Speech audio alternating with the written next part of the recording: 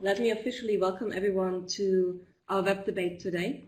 The topic is Science Diplomacy, Approaches and Skills for Diplomats and Scientists to Work Together Effectively. As you know, this is one of the web debates organized by DiploFoundation in the context of the International Forum on Diplomatic Training. So on every first Tuesday of the month, we meet to discuss diplomacy and diplomatic training.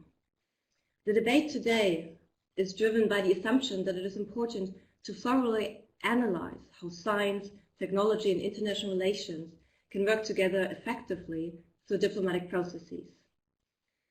For this debate, we agreed that it is best to start from the practice instead of beginning with lengthy definitions. However, just as a means of orientation for the participants, I'd like to share one definition of science diplomacy which was coined by the Science and Technology Advisor of the US Secretary of State. She described science diplomacy as the use of scientific interactions among nations to address the common problems facing humanity and to build constructive, knowledge-based international partnerships. What we are interested here today is to gain a better understanding of the role of science in international relations, of the ways in which diplomacy can support science, and conversely, how science can foster diplomacy.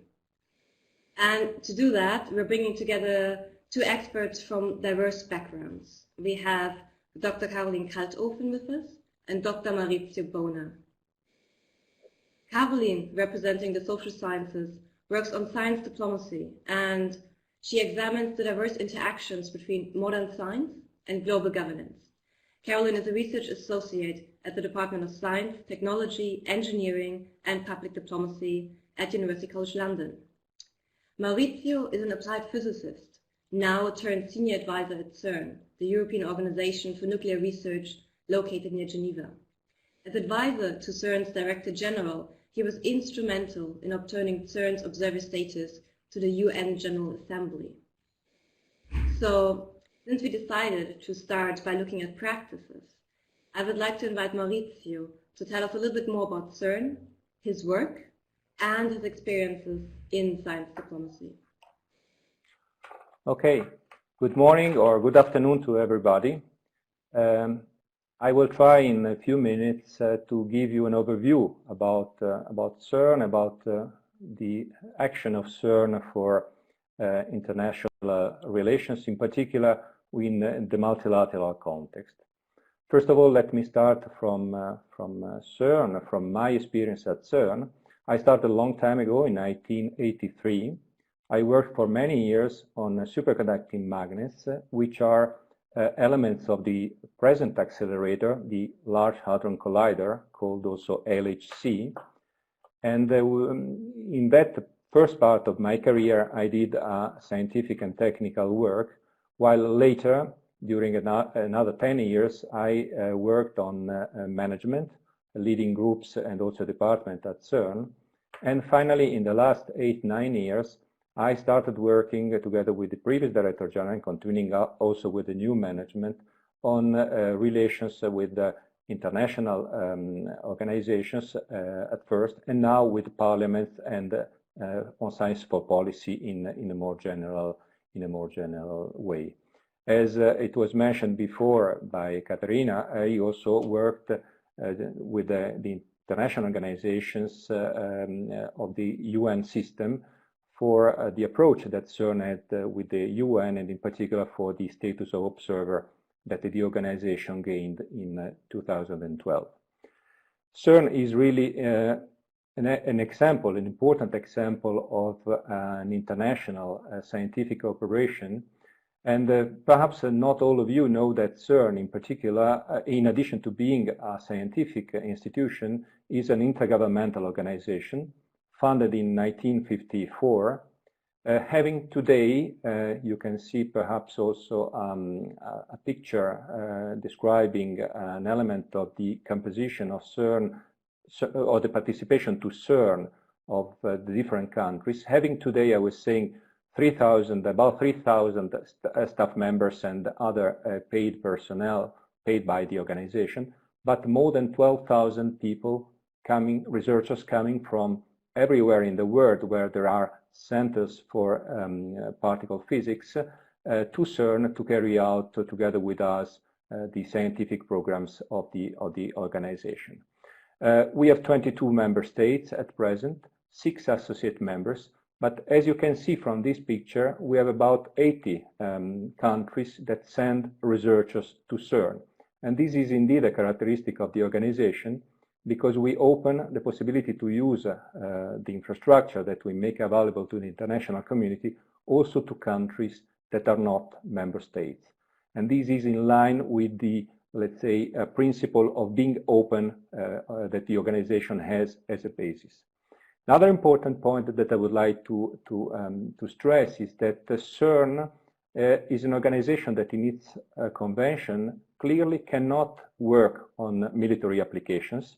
So the term nuclear, which is in the name of the organization, the full name is European Organization for Nuclear Research, has nothing to do neither with the military applications nor with the nuclear power plants, if you want. So we carry out fundamental research in particle physics, and the name nuclear comes from the fact that in the 50s, the study of the nucleus was the most important part to develop from the scientific point of view, and hence it was called nuclear research.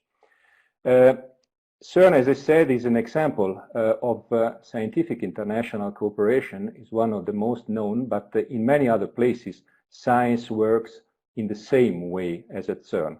So bringing science into the debate is also bringing CERN into the debate is also bringing science at large into the debate, because I'm sure that many things we do are done also by many other institutions.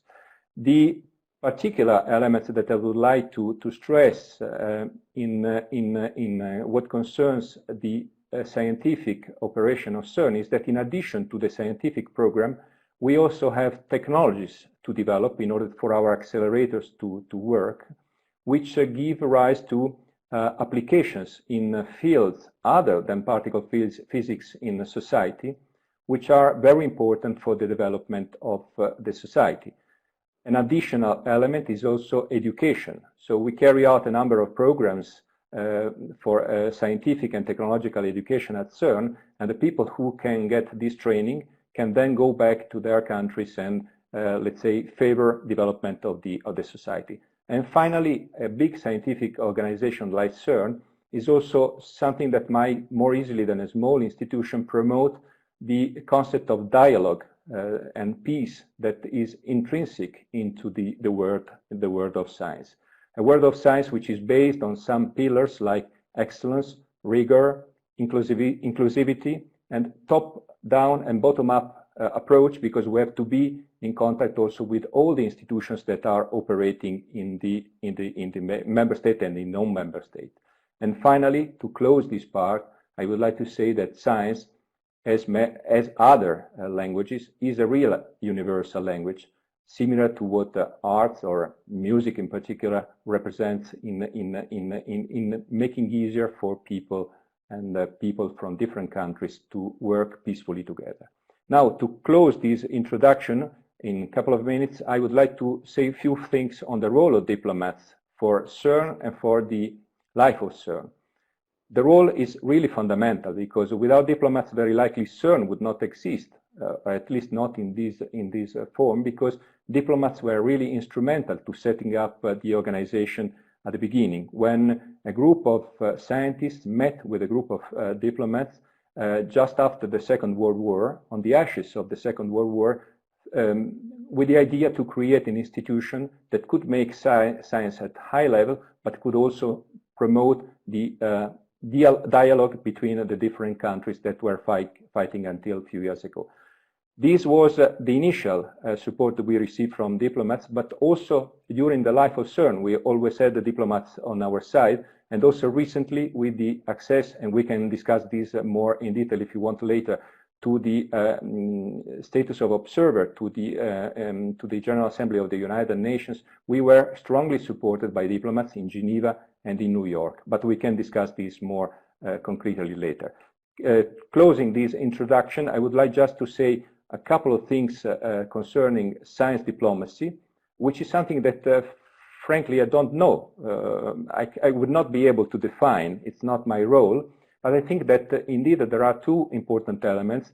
The fact that diplomacy can help science in doing its work better, and science can work diplomacy and the world of diplomats in making such that they can get, let's say, better information, better understanding of what science can do and what the applications of science can provide to society, because I think that the diplomats are really the best and perhaps the most effective connecting ring between the world of science and the policy makers.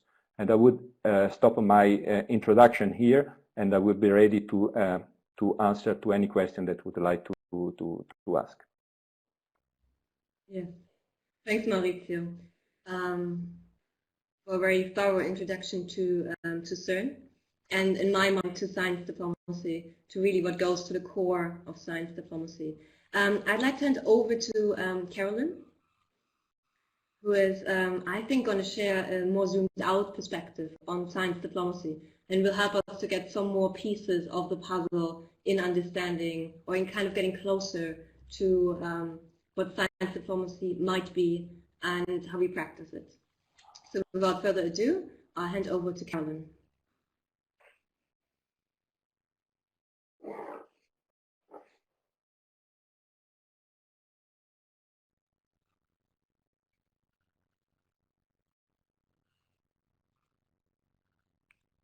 Who is experiencing some internet problems. I would say let's give her a couple more seconds. I hope it comes back.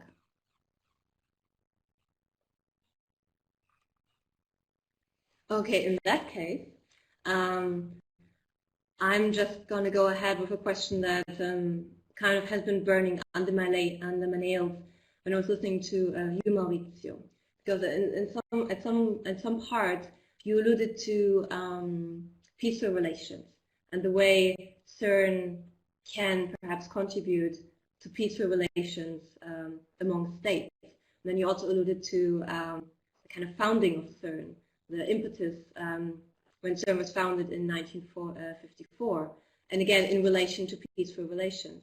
And for many, this kind of cuts to the core of the importance of science diplomacy, this link between science and promoting peaceful relations. So maybe you can add some reflections on that. Okay, I can do that by making a couple of examples that, in my opinion, are very significant.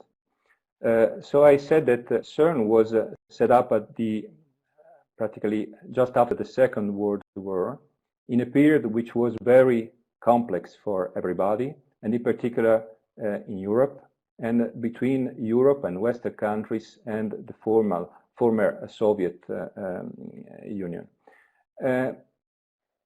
Since the beginning of the existence of Cern, all scientists from any country that would wanted to send researchers at Cern could profit of the organization. This is an important element because we had, since the beginning, scientists from the Soviet Union coming at Cern, working at Cern together with people from many other countries, including Western countries, of course, in a very open way. No secrets, no possibility to use part of the research for specific usage for the advantage of a country or another country. So to some extent, for many years after the Second World War, Cern was one of the channels across the Iron Curtain between Europe, Western countries, and the Soviet Union, allowing for a dialogue through scientists that could be done because science, being a universal language, was not perceived by countries as being something that might give advantage to a country or another. So this was an example that was really existing soon after the establishment of Cern. And to conclude this part, because now I see that Caroline is back with us, I would like to mention another example, which is a project, an idea that was launched by a group of, again, scientists and diplomats, including a former Director General of Cern, Herwig Schopper, to set up in the Middle East area a cooperation between those countries on a synchrotron project. Forget what it means, but which could, thanks to work on science, on scientific applications, allow these countries and all the countries wanting to join to work peacefully together. And this project is called Sesame. It's a project that has now become a formal international organization. It will start operating in 2017, at full speed. And this is the proof, a concrete proof, that the model of Cern, which is the model of international scientific collaboration, can be helpful in setting up the dialogue also in areas where the dialogue is perhaps a bit more difficult. Yes, thank you so much. I mean, well, what I very much gather from that is the kind of neutrality of science in a certain way, and the ability to bring people together for one unique objective, which then cuts across other differences, which is a very good point. So Carolyn is back, and so I would like her to give the opportunity to present her research. And as I said before, she's going to present a kind of zoomed out perspective on science diplomacy to give us a couple more details on what we're actually dealing with. So Carolyn, without further ado, it's your stage. Thank you very much, and I apologize if I interrupted the debate earlier and cut out as well. So I will just start off by giving a brief overview of science diplomacy and just give a bit more context of what or how different people understand science diplomacy, whether that's in the practitioner community or in academia. And then let you know a bit more about what we're doing at STEEP in terms of developing science diplomacy as a conceptual framework, but also as a sort of guiding tool for science and diplomatic practice in general. And science diplomacy has become quite popular in the last years. Although the connection between science and diplomacy is actually nothing new. Now, the reason why it has become so important and why we increasingly seek to understand it more can probably be broken down to three things.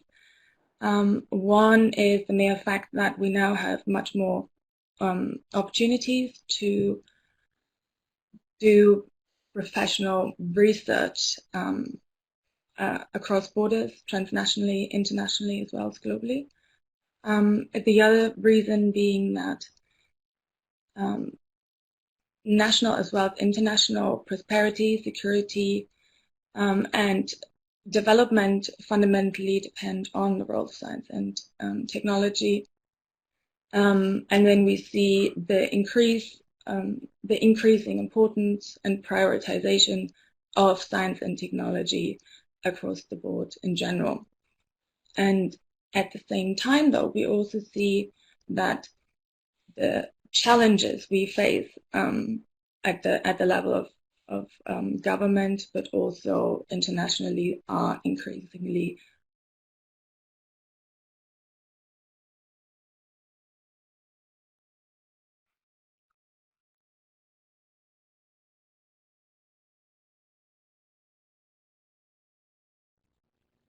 Okay, I think technology is not quite on our side today. So let me just jump in there and kind of reflect on what has been happening in the chat so far. Because just a reminder for everyone, you're very much welcome to add your comments and questions to the chat, which is on the lower left side of your screen.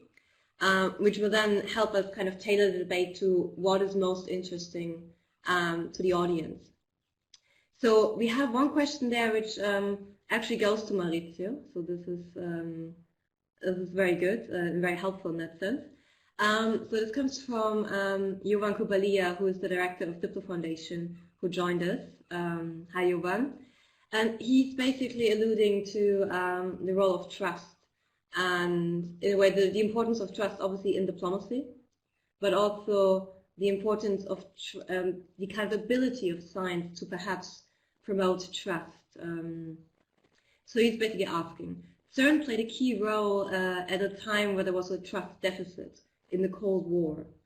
And he's saying, perhaps we're living in a time where there's again an emerging trust deficit. And what lessons can we learn from Cern, especially during that time of the Cold War, in promoting trust? And how does it apply perhaps to the current situation? Well, it's an important and interesting question, and in particular in these recent days. I mean, we see that trust is a fundamental element which is sometimes missing in the international relations. Well, I would not like to be disappointing, but I think that Cern in particular, well, the policy of Cern is decided by the Council, so I'm expressing my own opinion. But Cern in particular, or an institution like Cern, cannot make itself any action which is a political action. So one of the things that we always said when we, for instance, came closer to the UN and to the multilateral world is that we, as an organization, we wanted to stay away from political implications. Nonetheless, I think there is the concrete possibility to help building up trust among countries and among all actors that might have a role in these, which is simply by giving testimony of how the world of science works, in the sense that the world of science is not something that was built intentionally to work in a given way with the finality of promoting peace or dialogue. It's something that comes out naturally by the way the world of science is obliged to work. Because if you don't have trust in the others, you cannot do your work. Your work is something that you do very often together with others, but then is a work that will be judged by others, by your peers, in what concerns the validity, the intrinsic validity of the work itself. And also your reputation depends a lot on how transparent, how correct, how good was your work as, let's say, evaluated also by your peers. So by describing how the world of science works, the way it is set up, the way in which it is naturally inclusive in terms of relations, is perhaps, in my opinion, the most effective way for the world of science to hope to give some help to building up trust and dialogue in difficult times, in difficult places.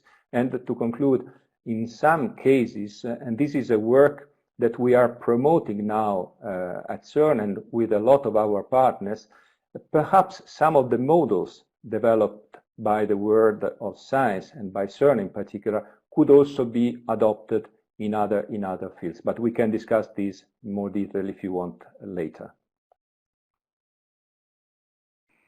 Yes, thank you, Maurizio. It's very interesting because from my background in international relations, one of the things I even thought about was what we call levels of analysis. So the idea that there are relations between individuals, and there are relations between states, and then there are relations kind of above that. And with something like Cern, where we're talking about collaboration between individual scientists who come from very different countries and sometimes from very different backgrounds, we're talking about the individual level, but then it also cuts across or cuts up to these other levels. So it's very interesting in that regard, and also this emphasis that the political objective is not the priority and cannot be promoted as a political objective. The kind of promotion of peace comes through the work and not as a explicit goal of the work. At least that's what I understood from your intervention. So as I said, technology is not quite on our side today, but I think we can bridge it through dialogue and can do the best we can. So Carolyn, would you like to go ahead again? Yes? Okay, then it's your fault. Could someone tell me up until when you did actually hear me? Up until what point?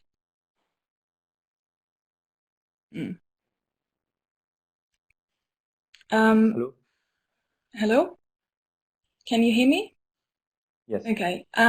I may just try it without the camera for now because I think it's easier in terms of the bandwidth. Could someone just let me know up until what point of my brief intro you heard me? Because I think I kept talking for quite a while without noticing that I've been cut out. Okay, so we just heard a very general introduction. So you were just setting up the scene, basically. Okay, so I'll just continue by with the point of saying that our increased interest in science diplomacy very much stems from realizing that most of the challenges we're facing today are of international nature and therefore require a global solution. And that's why it's important that we create a new role of science in international policymaking and diplomacy. And so in order to navigate through the really quite broad spectrum of different science diplomatic practices, the Royal Society developed a very initial matrix in order to understand and break down different cases of science diplomacy. And so they came up with this three-dimensional approach to science diplomacy as what we mostly refer to today. And the first case, and you can see that on the slide that's been put up there, is the first case is science and diplomacy, which is very much informing, or where science is informing foreign policy objectives, which means that international relations, or the relations between countries, does already exist, but in order to further a common international goal, as it were, science is recruited in order to get to that point faster, as it were. And a very common example that is listed here is the IPCC, for example, the Intergovernmental Panel on Climate Change, where it is really quite obvious that the challenge is much, much bigger than any national government could address on its own, and hence we do need a collaboration in order to pursue certain goals. The second case that they point out in the report is diplomacy for science, whereby diplomatic efforts promote the achievement of scientific goals. And we can here think of science and technology agreements or international science, such as, for example, the Human Genome Project or international space stations. And the crucial point here is that the projects do really carry such enormous costs and risk, but are increasingly vital in areas of science that they require a large upfront investment in infrastructure that would go beyond any budget of any country, and therefore requires the collaboration of numerous stakeholders that could back such initiatives. Lastly, we have the science for diplomacy, which I often like to refer to as diplomacy by other means. I think it highlights a bit more what's really going on here, which is where science promotes certain diplomatic ends, whether intentionally or unintentionally. And I think the most prominent example that was referred to briefly, I think earlier, is what the scientific cooperation that went on during the Cold War, where almost scientific communities acted as proxies in order to further diplomatic relations, but through different channels. And some practices here are, for example, science corporations agreements, new institutions such as Cern, as Maurizio outlined, that really do a great deal in rebuilding bridges between nations, but also we can think of educational scholarship.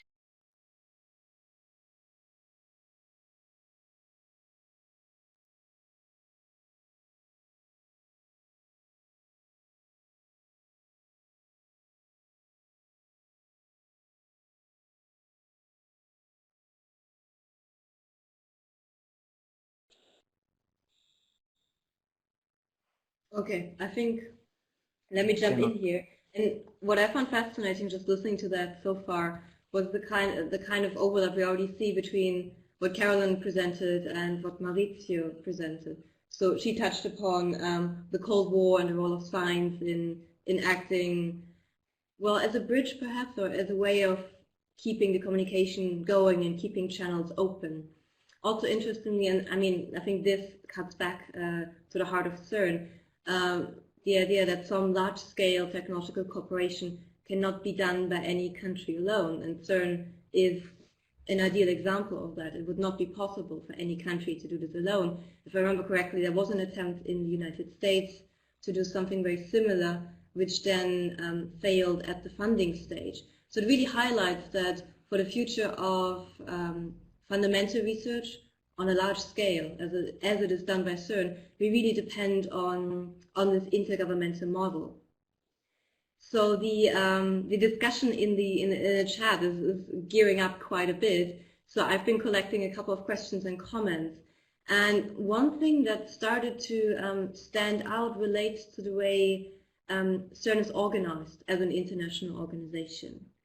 The idea that the question whether these kind of trusting relationships that you alluded to, Maurizio, are also kind of ingrained in the very way Cern is set up as an institution. And in that regard, I think it might be very helpful for us to kind of get a better understanding of what you sometimes refer to as the Cern model and how it facilitates the interaction between science and politics, science and diplomacy. Because I think in a lot of ways, the way Cern is set up might serve as a very useful model, not quite a blueprint, but a very useful model for other international initiatives in science. So it would be good to hear a bit more about that, and especially in relation to trust and how science and diplomacy can be made to work together in this institutional framework. Okay, your question opens up a lot of possible answers. So let me try to touch a little bit the points that you mentioned, of some of them. First of all, we were discussing a few minutes ago the contribution that science can give to trust, to building up trust. And then you pointed out that in addition to the personal level between people who work together, there is also, let's say, an institutional level. And in fact, an organization like Cern, without having any mandate, I mean, felt natural to enter into the international debate on the main themes of society, because this is the role of a big institution that practically receives contribution from all the countries that are active in particle physics. So this was also one of the reasons why, thanks also to the encouragement received from diplomats based here in Geneva and elsewhere, that Cern started the approach to the United Nations, and in particular to the United Nations General Assembly in New York, because it was the time when the previous Secretary General was preparing the post-2015 agenda. This was the name at that time. And Cern felt that it was necessary to bring certain messages that are the messages of the world of science into that context. And thanks to diplomats, because we have an institutional role as an international intergovernmental organization, we could get access, and thanks to the countries, of course, to the United Nations General Assembly, and we could bring, during the preparation of the agenda, some elements on which the countries were invited to reflect. I can just mention 2 or 3 main moments during this preparation of the agenda.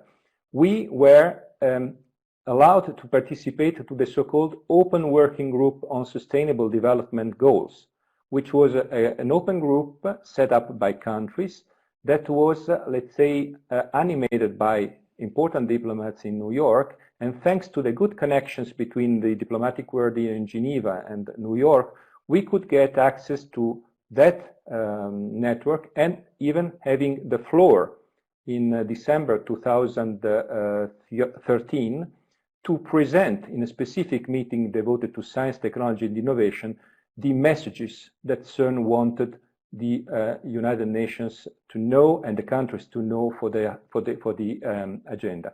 The messages can be summarized very quickly in the invitation to put a certain amount of the national GDP available to R&D and to scientific research in particular, without forgetting basic research, which is something that very rarely is financed by private funds.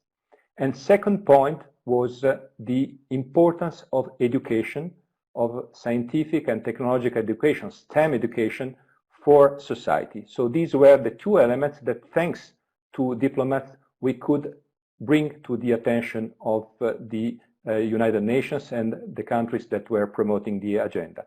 Then, thanks again to the action of some diplomats who have become among the best ambassadors for Cern, I'm referring here to some presidents of the ECOSOC committee in the United Nations, Osorio, Sajic, Ambassador Or. Thanks to the fact that they had contacts with us and they learned how the organization works, how the world of science works, we could get support and be present at important meetings at the UN, like the High-Level Political Forum, which are the meetings in which now the implementation of the agenda is being discussed and decided. So it's really a complex way, the way in which science and Cern in particular can, let's say, bring certain messages into the international debate thanks to diplomacy. And I would like also to stress another point which is related to the model of Cern, which some characteristics I already mentioned, openness, etc., etc., by pointing out another element, which is the coexistence between the international level, so what we do here at Cern with our big installations that in some cases are designed, built, and operated by countries, by researchers from countries and institutions that do not necessarily receive the money from Cern to do that, the coexistence of this international level with the local level, national level. And the local level means all those who work in the same scientific field in their countries, which are as important as those who work here at Cern. So the connection between the national and the international level is a key element of the so-called Cern model. And this, if you think about, is a little bit what is discussed at present for the implementation of Agenda 2030, where you have an agenda with 17 goals, 169 targets, etc., etc., but then you have to implement it at a local scale. So the way we are organized in running a complex institution like Cern is something that perhaps might inspire some of those who have to implement the implementation of the agenda too. Yes, thank you. Related to that, and I think I'm gonna again go a bit back to the Cern model. One of the questions, actually 2 questions from the chat. One is a very specific one which asks for success stories of science diplomacy. And you mentioned this earlier, Sesame. And in that regard, also the kind of, what did you draw on for setting up Sesame in the Middle East in terms of Cern model, and why do you think it is quite appropriate to do that, to draw on Cern in setting up a very similar institution in the Middle East? Yeah. Okay, so particularly concerning Sesame, the contribution of Cern was quite important because other institutions also helped. For instance, UNESCO was also sponsoring the setting up of the Sesame initiative. There are a couple of elements that I would like to point out. First of all, it is an institution that has to work on science or on applied science. And this is important because if you want to have a success story, you don't have to set up an institution just to work on science or on applied science. You have to aim to excellence in what they do. So the aim of Sesame is not just to put together people from different countries in a given region, but is primarily to do science at high level. And this is something that was important to set up from the beginning, which is really being pursued for the operation of the organization, and which the international community and not only the participants will really look after with interest. Another element which is very important is that when you set up an institution like this, you have also to have a model based on which the institution should start operating. Now, if you replace Cern with Sesame, more or less, of course, the fundamental document that set up the Sesame collaboration a long time ago, some years ago, is the same document, is the same convention that was used or was prepared by the founding fathers of Cern at the beginning of our existence. So the convention of Cern was more or less entirely translated into a new convention that was adopted by Sesame, by the Council of Sesame, that has then, let's say, confirmed with the attribution of privileges and immunities that are typical for international organizations, but really the fundamental document is the same kind of document that was developed by Cern, which means that those scientists and diplomats who in the 50s thought to setting up an institution with a certain convention which had to be simple but concrete and clear, probably have done a good job. That's my opinion. Yes, and that's I think that's also really helpful in thinking, if you think back to the origins of Cern just after the Second World War in Europe, the idea, kind of European project in mind, the promotion of science in mind.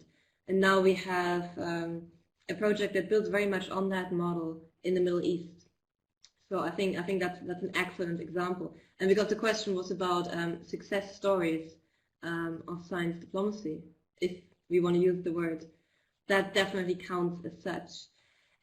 One of the other things I picked up on is when you were talking about the Sustainable Development Goals, the Agenda 2030.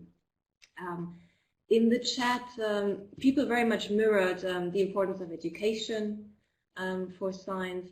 And they also, when we talk about global ambitions that the Sustainable Development Goals represent, there was a debate in the chat about transparency.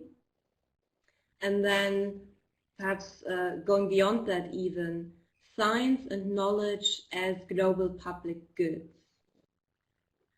And I know that in this regard, I think Cern has a very, very clear and very strong policy that kind of reflects these ideals, I almost want to say.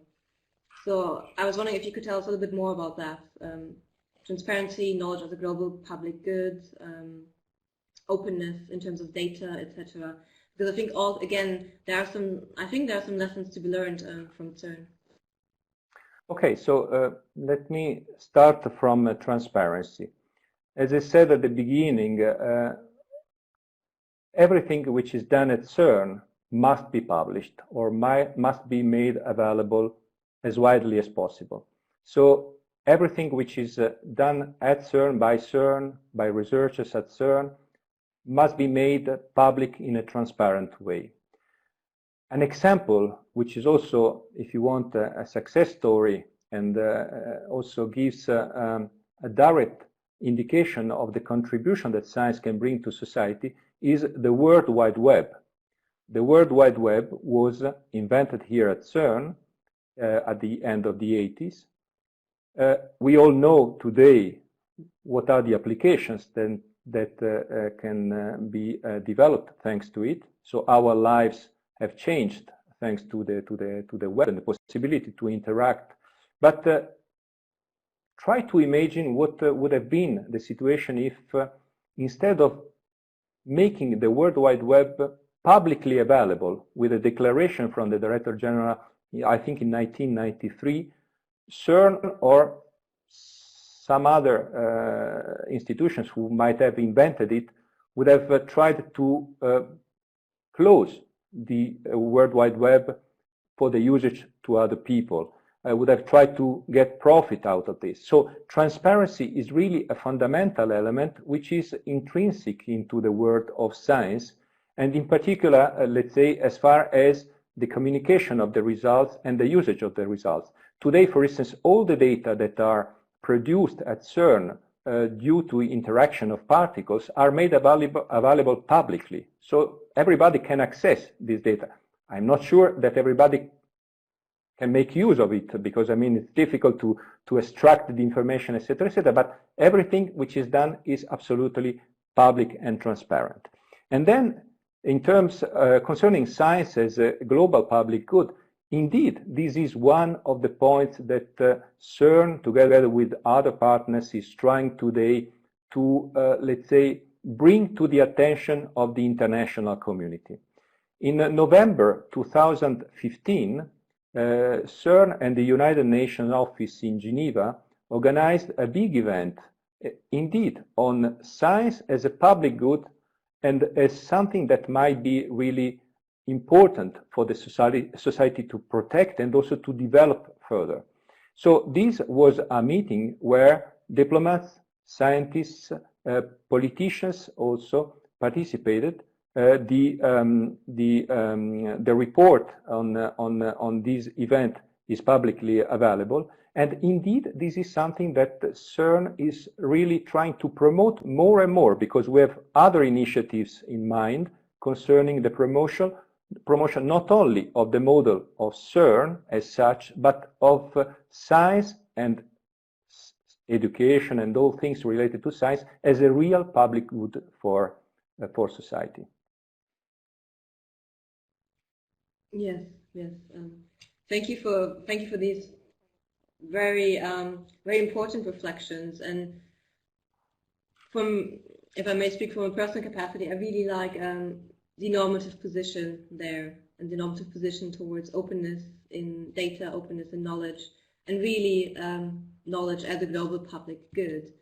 There's one question which relates to membership in CERN and the role of CERN members. So in the beginning, I think we've heard that there are 22 members in CERN. And one of the questions relates to Israel as one of the states with full membership in CERN. And so if you could reflect on that, also because membership so far in CERN has been very much focused on Europe, which is obviously comes from the historical trajectory of CERN as a European organization, and also maybe on the process of associative membership in CERN, because I think for people with a diplomatic background, it is very interesting to reflect on the relations with member states within an international organization. Well, concerning Israel became a member of CERN a few years ago, And the only remark I can make is that this is absolutely normal, in the sense that Israeli researchers have been collaborating with CERN since ever, if you want. They were a part of our work in the same way as researchers from many other countries who were not member states of CERN. And an important thing to stress is that in 2010, the Council of CERN decided for opening up the possibility to become full member or associate members also to countries that are not European countries. The definition of Europe can be discussed at length, but I mean, originally the organization was European Organization for Nuclear Research, so for European countries. From 2010 onwards, also thanks to the action of diplomats who are in contact with CERN because they participate to the work of our council, really thanks to the fact that science is something to be open as possible and with no, let's say, boundaries, if you want, the council decided to open it up also to countries that are not European. So Israel, at that point, decided to make some steps, formal steps, to become formally a member of CERN, which happened. Others did afterwards. And many other countries, several other countries are at present discussing the possibility to become member or associate member. So the answer is, it's quite natural that a country like Israel is a member of CERN because its scientists are working together with the scientists of other countries at CERN on CERN projects. So there is no political implication of this decision, and we are very happy to deal with the people from Israel, as we are happy to deal with people from many other countries. Yes, yes. Yeah, thank you for these reflections on membership.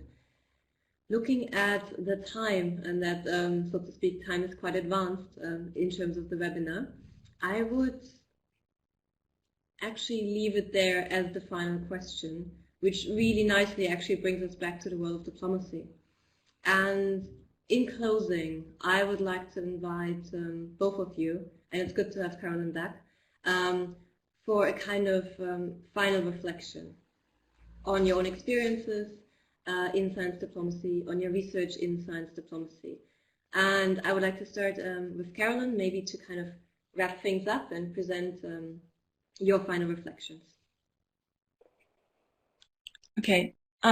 My reflections will be very much on the conversation I actually had with you via email before, because I'd missed most of the conversation now.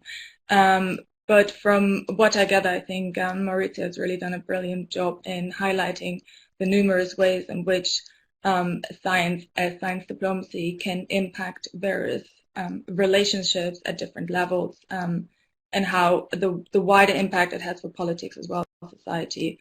And so going back to the initial question of how can we turn this into something that we can actually teach or train, there are actually a few points I would like to say, because the fact that science diplomacy is really so broad and so wide really tells us that if we ever want to do this as a kind of training, I would suggest actually that it has to be very content or context specific, that we cannot reduce it to, you know, this is science diplomacy in general and this is how we train it, but that we would need to be working closely together with organizations such as Cern to develop specific programs based on individual institutions rather than a very general course in science diplomacy.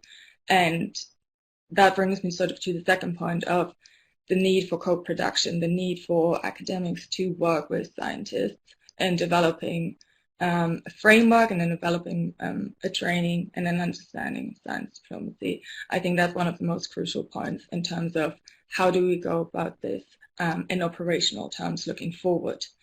And the third point, and that's irrespective of point 1 and 2, is I think that we need to work on raising the awareness of what diplomacy really means. So not just taking science seriously, but also taking diplomacy seriously, and not so much in a narrow traditional sense of state-centric and bilateral and multilateral relations, but drawing on the riches of negotiation theory and mediation in order to understand the complexity of diplomatic practice. And I think that would help us very much understanding contemporary scientific cooperation, which brings me to the final and fourth point. When it comes to skills, I think this is where we need to look for in terms of what can be bring to the agenda, bring to the table in terms of types of tools that we can pass on, looking at trust building, mediation, negotiation, and so on and so forth, where scientific practice at the individual level as well as diplomatic practice at the individual level overlaps a great deal. And so these are my 4 takeaway points, summing up previous discussion as well as the session today. Yes, thank you so much. I think that's very helpful, especially because it kind of looks at what comes next. Where do we take this? So I would like to hand the last word, so to speak, to Maurizio. Thank you. Well, I would like to stress perhaps a point before closing, which is what can be done now in terms of improving this collaboration between the 2 worlds.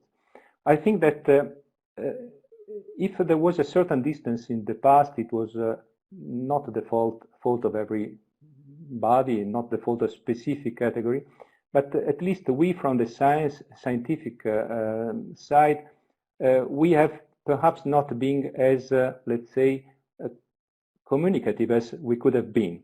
In the sense that there must be an effort, a continuous effort done by the world of science to let the world of science better known to diplomats as well as to other people. And we have started doing this at Cern by participating to initiatives like this one in particular, but also by having a more institutional approach. For instance, I would like to mention that we will start soon, together with UNITAR, providing a sort of science module to the training for diplomats that they give to diplomats who have to work in the multilateral world. In particular, probably at the end of the spring, I will be giving the first contribution to that. On the other hand, diplomats should make an effort themselves to know a bit more about the world of science by interacting with people, but also by getting in touch with institutions. For instance, we are very pleased when diplomats come to Cern. Tomorrow, I will receive a diplomat from Israel coming to Cern. And it's important. It's important that this is done without any fear. We don't bite. We are open to discuss, and it's really in the interest of Cern and of the scientific world that diplomats become more acquainted with the world of science, because they become later the better ambassadors of science. So to conclude, I would like to mention 3 points. The first point is that I hope from the debate came out that science, education, technology, and everything related to science is a key element for the sustainable development of the society, as well as for the dialogue and peace. This is really an important point. Then, second point is that science and diplomacy are only apparently distant words. There is the possibility to get them closer, and both scientists and diplomats can contribute to that, because diplomats are the best connecting gear, connecting ring between science and policymakers. And third and last point is that scientists and diplomats, as I just said, should each try to make a step in the direction of the other world, because this is really important, in my opinion, for society. Thank you so much. Thank you, Caroline. Thank you, Maurizio. It has been a very rich debate where a lot of things have been discussed and touched upon that I think we need to develop further as we move more into science diplomacy, training in science diplomacy, furthering these kind of relations. Just in closing, I'd like to mention that we will meet again in 1 month on the 7th of March. And almost mirroring the debate today, we will not talk about science and diplomacy, but we will talk about art and diplomacy. And our next web debate will be on diplomats as writers. So you're very much invited to that. And my colleague Mina just posted the link where you can register for the next web debate. So thank you so much, Maurizio. Thank you so much, Caroline. It has been an excellent debate. And I look forward to see some of you next month. Thank you. Thank you. Bye.